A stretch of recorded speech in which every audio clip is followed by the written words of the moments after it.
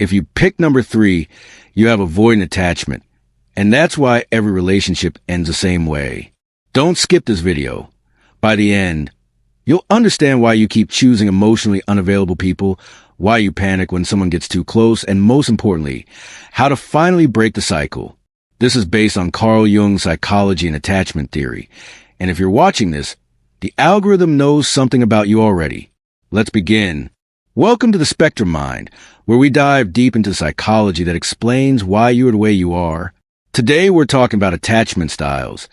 And before you roll your eyes thinking you already know yours, I promise this test is different. Most people think they're secure attached when they're actually fearful avoidant. Most people think they're independent when they're actually running from intimacy. Here's how this works. In a moment, I'm going to show you 4 relationship scenarios. You'll pick the one that resonates most with your gut reaction. Not what you wish you'd do, but what you'd actually do. Your choice will reveal your attachment style, your core wound, and why your relationships follow the same painful pattern. Ready? Let's dive in. Here's the situation. You've been dating someone for 3 months. Things are going great. They text you saying, "Hey, can we talk tonight? There's something important I want to discuss about us." How do you react? Pick one. Option 1. You feel curious and calm. You reply, "Sure, what time works for you?" You're genuinely interested in having a mature conversation. You don't spiral into worst-case scenarios. You trust that whatever they need to discuss, you both can handle it together. Option 2. Immediate panic. Your heart races. You read the message 50 times. What did you do wrong? Are they breaking up with you? You call your best friend, analyze every interaction from the past week, and by the time they call, you've already convinced yourself it's over. You reply within 30 seconds. "Is everything okay? Did I do something wrong?" Option 3. You feel your walls go up immediately. The phrase, "we need to talk," triggers you to start emotionally checking out. You suddenly remember you're actually really busy tonight. Maybe you'll respond in a few hours. Or tomorrow. Part of you is already thinking about ending things first, before they can hurt you. You reply, "I'm pretty swamped this week. Can it wait?" Option 4. You want to respond calmly, but you can't. Your mind goes to the worst place. They're leaving, but then you tell yourself you don't even care that much anyway. You're torn between texting them immediately and ignoring them completely. You type 5 different responses and delete them all. Eventually you send, "Okay," with no emoji because you don't know how to feel. Voiceover. Got your answer? Hold on to it. Now let's break down what your choice reveals about you. And I'm not going to sugarcoat this. If you picked option 1, you have secure attachment. Here's the truth. Only about 50% of adults have secure attachment. You're in the minority. What this means, you grew up with caregivers who were emotionally available and consistent. When you cried, someone came. When you needed space, you got it.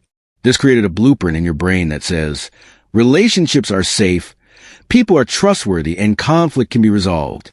In relationships, you don't panic when someone needs space, can communicate your needs without guilt, trust people until they give you a reason not to handle conflict without shutting down or exploding. Your core belief, "I am worthy of love and love is safe." Why you're still single? If you are, honestly, you're probably not single for long. But if you are, it's because you have healthy standards and you're not willing to settle for someone who isn't emotionally mature. You'd rather be alone than in a toxic relationship. The shadow side. Sometimes secure people can come across as boring to anxious or avoidant types who are used to drama. You might attract people who mistake your stability for lack of passion. What you need. Find another secure person or someone actively working on their attachment. You can't fix an avoidant person who doesn't want to change. If you picked option 2, you have anxious attachment. And this is why you're exhausted in relationships. What this means, your caregivers were inconsistent. Sometimes they were there, sometimes they weren't. Maybe they were dealing with their own trauma. Maybe they were emotionally unavailable. So you learned, I need to fight for love. I need to prove I'm worthy. If I'm perfect enough, they'll stay. In relationships, you check your phone constantly waiting for their text to overanalyze everything they say in constant reassurance feel, like you love more than they do panic when they pull away even slightly. Your core belief, I'm not enough. If they really knew me, they'd leave. Why you're still single. The harsh truth. You're attracted to avoidant people because their hot and cold behavior feels familiar. When someone is consistently available to you, you get bored. You mistake anxiety for chemistry and stability for lack of spark. You also might stay in situationships for months or even years, hoping they'll finally commit. You overfunction in relationships. You're the one always texting first, always planning dates, always trying to fix things. The pattern you repeat. Meet someone emotionally unavailable, try desperately to make them love you, they pull away, you chase harder eventually. It ends, you blame yourself, repeat with someone new who's also emotionally unavailable. Your childhood wound. You learn love is conditional. You learned you have to earn it. You learned abandonment is always around the corner. What you actually need. Therapy. Shadow work. Learning to self-soothe instead of seeking external validation. You need to date a secure person who stays consistent even when you're spiraling. But first, you need to stop rejecting secure people as boring. The hard truth. Your anxiety is not their responsibility to manage. You have to heal this wound yourself. No amount of reassurance from a partner will ever be enough until you believe you're worthy without their validation. Voiceover. If you picked option 3, you have avoidant attachment, and you're the person anxious people keep falling for. What this means. Your caregivers were emotionally distant, critical, or dismissive. You learned early on, my feelings are a burden. I need to handle everything myself. Depending on others is weak. So you built walls. You became hyper-independent. You pride yourself on not needing anyone. In relationships, you pull away when things get too close, sabotage good relationships, feel suffocated by intimacy, value freedom above all else, goes people, instead of having hard conversations. Your core belief, if I let them in, they'll hurt me. I'm safer alone. Why you're still single. The brutal truth. You are the reason you're single. You want a relationship in theory, but when someone actually shows up for you, you panic. You find flaws in perfectly good people. You convince yourself you're not ready or too busy or just not that into them. The truth? You're terrified. You're terrified of being vulnerable. You're terrified they'll see the real you and leave. So you leave first. The pattern you repeat. Meet someone amazing, things go great for 2 to 3 months. They want more commitment. You feel trapped. You start pulling away. They chase. If anxious or leave is secure, you feel relieved, then lonely, repeat. You're deactivating strategies. When someone gets too close, you remember their flaws, compare them to an ex, convince yourself you don't really like them, focus on work/hobby, stop texting back, as much create emotional or physical distance. Your childhood wound. You learn that needing people leads to disappointment. You learn to suppress your emotions. You learn that love comes with conditions and criticism. What you actually need. You need to understand that vulnerability is not weakness. You need to stop running when things get real. You need to stay in the discomfort long enough to realize intimacy won't kill you. You're attracted to anxious people because their pursuit feels safe from a distance, but their neediness eventually triggers your avoidance.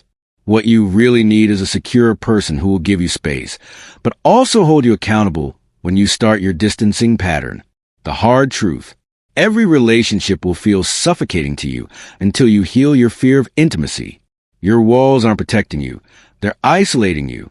If you picked option 4, you have fearful-avoidant attachment, also called disorganized, and you're experiencing the most painful attachment style. What this means. You're a mix of anxious and avoidant. You crave intimacy but fear at the same time. You want someone close but push them away when they get there. You're stuck between come here and go away.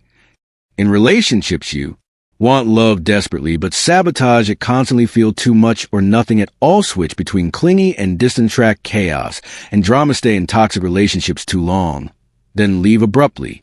Your core belief, I want love but I don't deserve it. I'm too much and not enough at the same time. Why you're still single. You're either in a toxic relationship that's destroying you, or you're completely isolated because you can't trust anyone. You fall hard and fast. You idealize people in the beginning. Then reality hits and you devalue them. Then you panic that they'll leave. Then you push them away. then you regret it. It's exhausting for you and everyone around you. The pattern you repeat. Meet someone and feel instant intense connection, move too fast, emotionally start to panic about getting hurt, pick fights, or create distance, they pull away because you're confusing. You panic and chase them back, they come back, you feel trapped again, cycle repeats until someone finally leaves. Your childhood wound, the deepest. Your caregivers were your source of comfort and your source of fear. Maybe there was abuse, neglect, or trauma.